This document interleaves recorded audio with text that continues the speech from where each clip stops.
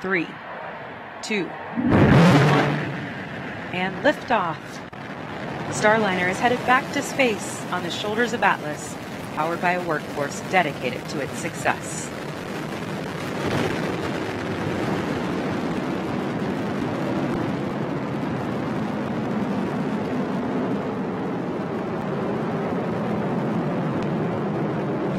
We have confirmation of a good MET epic timer on Starliner.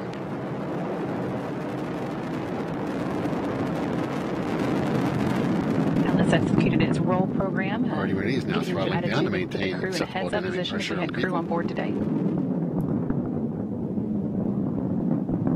This is the first planned throttle down for Atlas in preparation for max Q. Max Q, maximum dynamic pressure on the vehicle.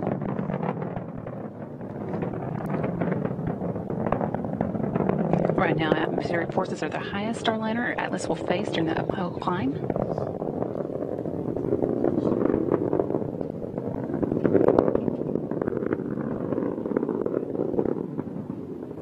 Mach 1, Atlas 5 and Starliner are now supersonic. Vehicle now throttling up. Up next in about 20 seconds, Starliner's 2 solid rocket boosters will run out of fuel and burn out.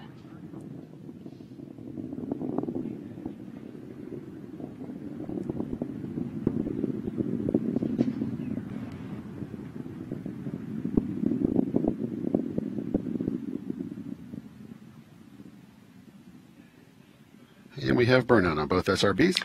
Good crew module forward link connection. Already ready is throttling back up to full thrust. Now that we pass the solid rocket booster burnout, you'll soon see those 2 solid rocket boosters separate from the vehicle.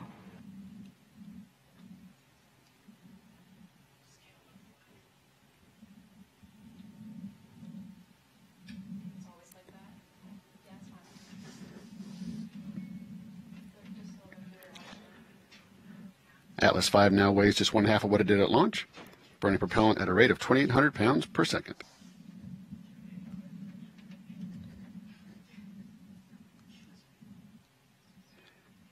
And we have indication of SRB jettison. Atlas continues to ascend using solely the RD-180 engine. That's about 850,000 pounds of thrust at sea level.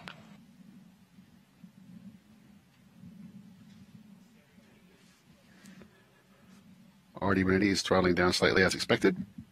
Engine response looks good.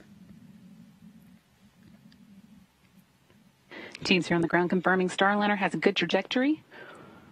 We're now 2 minutes and 55 seconds into today's flight, flying at an altitude of 56 kilometers.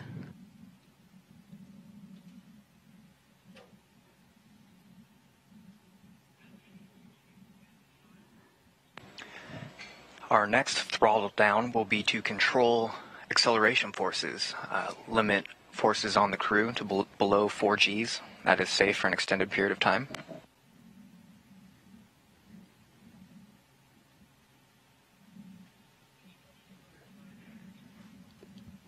One minute remaining in this burn. 1 minute to BECO. RD-180 is now throttling to maintain 3.5 G acceleration on the vehicle.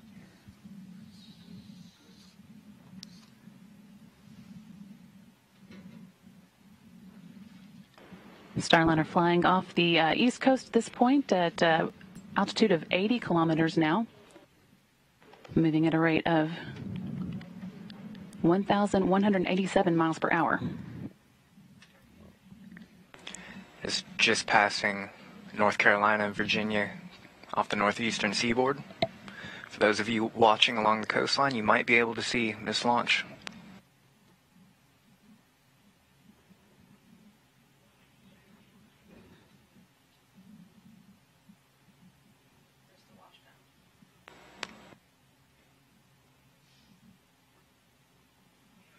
And we have BECO, booster engine cutoff.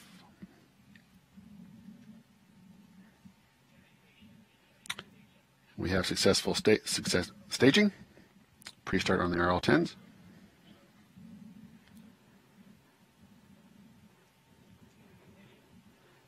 We have ignition on both RL-10s.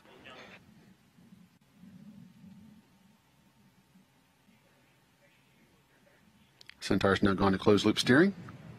Just passed through several milestones. Teams here on the ground reporting that all are looking good. Ascent cover jettison there. That provided that aerodynamic structure to the top of Starliner, protected the docking equipment during ascent.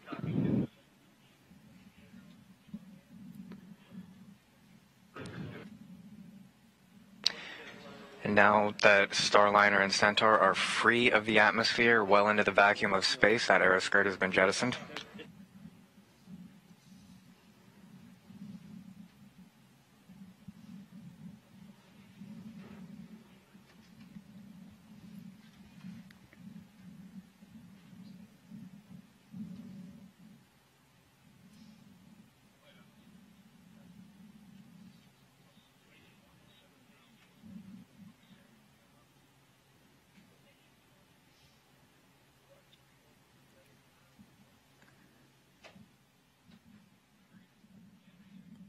Now 6 minutes into today's launch, Starliner continuing to accelerate up the North American coast. Everything going smoothly so far. Starliner and Centaur have been taking through their ascent milestones right on track, including the booster stage separation, Centaur ignition, and aeroskirt jettison. A number of status calls we'll be listening for in the next several minutes, but if all continues to go well, the next major milestone to watch out for is the main engine cutoff, when Starliner will be officially in space.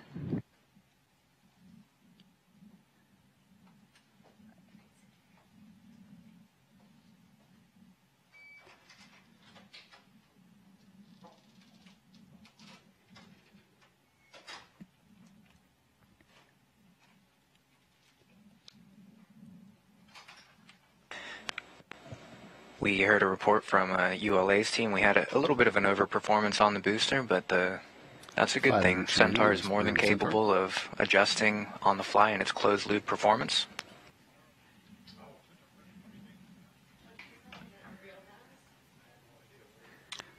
Centaur pressures are stable. Centaur looks good.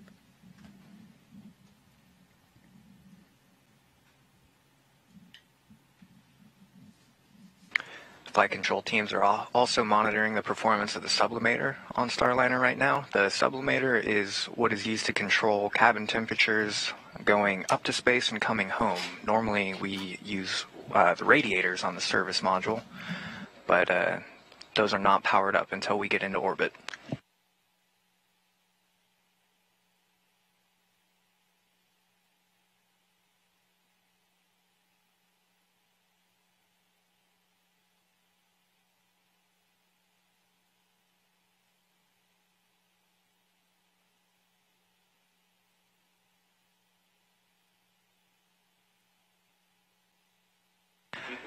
We heard confirmation that St. John's abort zone is open.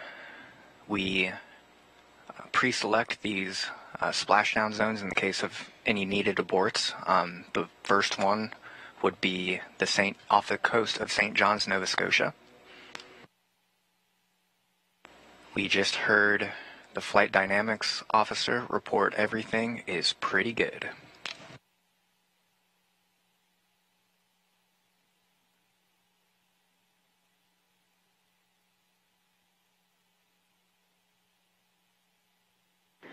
Flight controllers here in Mission Control confirming that our main engine cutoff time is looking stable. It is going to be 11 minutes and 50 seconds into the flight.